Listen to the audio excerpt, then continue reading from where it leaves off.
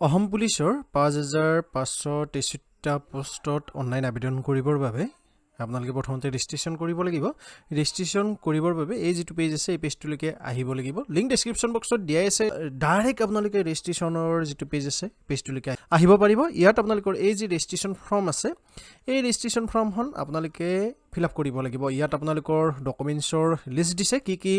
documents আপোনালোকে upload কৰিব লাগিব ইয়াৰ ওপৰত পৃথক এটা ভিডিও বনাম কিন্তু মই আজি এই ভিডিওটো দেখাই দিব বিচাৰিছো যে কেনেকৈ আপোনালোকে এপ্লাই কৰিব পাৰিব গতিকে ইয়াত চাওক এখন ৰেজিষ্ট্ৰেচন ফৰ্মত আপোনালোকে প্ৰথমতে সলিউশন ইয়াত আপোনালোকৰ সিলেক্ট শ্ৰী হয়নে মিস্টাৰ হয়নে মিছেছ যি হয় এটো আপোনালোকে ইয়াত সিলেক্ট কৰিব লাগিব তাৰছত ফাৰ্ষ্ট নেমটো ইয়াত লিখিব লাগিব তাৰছত লাষ্ট নেমটো আপোনালোকে ইয়াত দিব লাগিব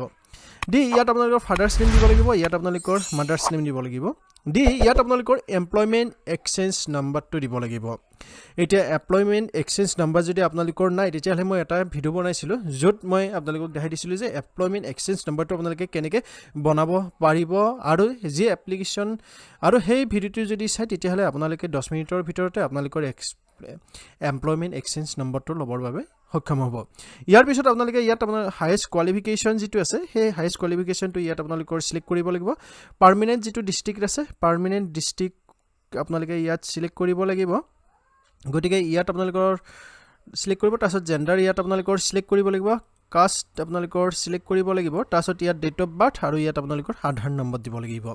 মনত ৰাখিব যিকেইটাত ৰেড ষ্টাৰ্ট দিয়া আছে সেইকেইটা আপোনালোকে দিবই লাগিব ইয়াৰ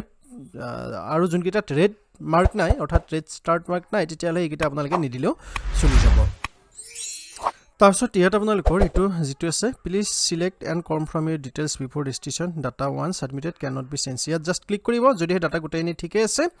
তাৰছত আপোনালোকে কি কৰিব লাগিব ইয়াত যেটো ৰেজিষ্টাৰ অপচন আছে ৰেজিষ্টাৰ অপচনত জাস্ট ক্লিক কৰিব ক্লিক কৰাৰ পিছত ইয়াত চাওক আপোনালোকৰ এই যে নম্বৰ আছে সেই নম্বৰটো আপোনালোকৰ আহি যাব এইটো আপোনালোকে